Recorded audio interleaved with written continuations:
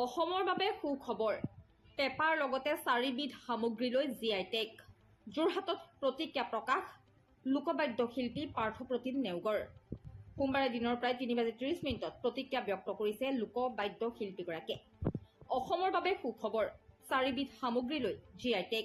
অন্যতম বাদ্যযন্ত্ৰ পেপাই লাভ কৰিলে জিআই টেগ ইয়াৰ উপৰিও বাঁহ শিল্পই লাভ কৰিলে ভৌগোলিক স্বীকৃতি এই স্বীকৃতি লাভ কৰাৰ পাছতেই বাঁহ শিল্পই আন্তঃৰাষ্ট্ৰীয় বজাৰ দখল কৰাত আৰু অধিক সুবিধা হ'ব বুলি উল্লেখ কৰে লোকবাদ্য শিল্পীসকলে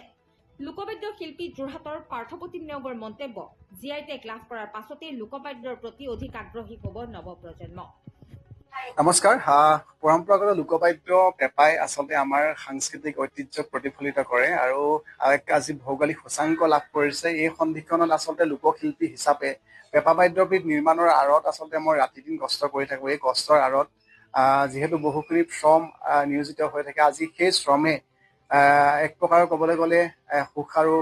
আনন্দৰ বন্যা আচলতে বৈছে আমাৰ বাঁহী সাংস্কৃতিক সংস্থাৰ পৰিয়ালৰ মাজত আৰু পেপা লোকবাদ্যবিধ কেৱল অসমতেই নহয় বিভিন্ন বজাৰ আন্তঃৰাষ্ট্ৰীয় ক্ষেত্ৰত মই যিমান পাৰোঁ বিলাই যাবৰ কাৰণে চেষ্টা কৰিছোঁ আৰু উঠি অহা প্ৰজন্মটো পেপা লোকবাদ্যবিধ কেনেকৈ নিৰ্মাণ কৰে কেনেকৈ আচলতে বজায় তাক লৈ অহৰহ চেষ্টা কৰি আছোঁ বিলাই যাবলৈ আৰু এই সন্ধিখনত আচলতে ভৌগোলিক সূচাংক লাভ কৰাৰ লগে লগে সেই অঞ্চলটোৰ আচলতে যিটো আমাৰ অসমৰ জাতিৰ যিটো আমাৰ স্বকীয় বৈশিষ্ট্যসমূহ আন্তঃৰাষ্ট্ৰীয় বজাৰত আচলতে স্বীকৃতি লাভ কৰিছে আৰু লগতে বিশ্ববাসীৰ আগত আমাৰ যিটো অৱস্থিতি আমাৰ যিটো পেপাৰ লোকবাদ্যবিধ তেওঁলোকে আচলতে চিনি পোৱাত সুবিধা হ'ব আমি যিমান পাৰোঁ আচলতে আমি চেষ্টা কৰিছোঁ কষ্ট কৰিছোঁ অহৰহ আমি কামবোৰ কৰিবলৈ আজি এই কামবোৰে আচলতে কৰ্মৰ এক আচলতে ফল পাইছোঁ বুলি আমি এক প্ৰকাৰৰ ক'ব বিচাৰোঁ আৰু 2024 চনৰ 10 জুলাইত এপ্লাই কৰিছিলোঁ অফিচিয়েলি অসমীয়াৰ যিটো বিহু পেপাৰ জিআই টেগটো আমি নাবাৰ্ডৰ সাহায্যত এপ্লাই কৰিছিলোঁ চিন্তাটো এনেকৈ আহিল যে আমি যেতিয়া দেখিলোঁ যে আমাৰ গামোচাই জিআই টেগ পাইছে আমাৰ যিখিনি থলুৱা আমাৰ সংস্কৃতিৰ অংশ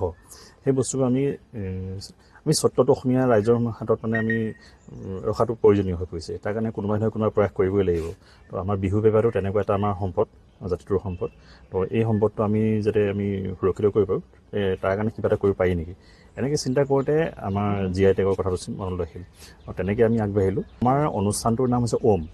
ফুল minutes organisation of universal mankind আমি এপ্লাই কৰিছিলোঁ 2017 চনত আমি প্ৰতিষ্ঠিত আৰু আমি মুখ্যতঃ মানে অৰ্থনৈতিক ক্ষেত্ৰত কাম কৰা অনুষ্ঠান হয় আমি কৃষি আৰু ক্ষুদ্ৰ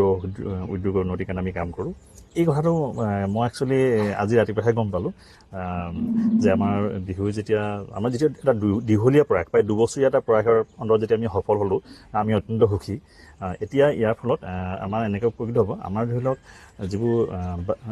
থলুৱা বাঁহ শিল্প এনেকৈ আমাৰ যিবোৰ হস্তশিল্পৰ লগত জড়িত যিসকল ব্যক্তি আছে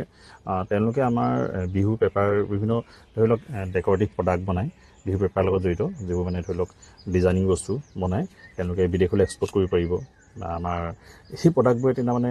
আন্তঃৰাষ্ট্ৰীয় সমাদৰতা পাব তো এইদৰে মানে আমাৰ অসমৰ বহুত ৰাইজ আৰ্থিকভাৱে উপকৃত হ'ব গতিকে আমি ভাবিছোঁ আৰু কি কৰিব পাৰি আমি চাম সেই বিষয়ে মুঠতে এটা দুবছৰীয়া প্ৰয়াসৰ অন্তত মানে সফলতাখিনি নিজৰ ভাল লাগিছে যথেষ্ট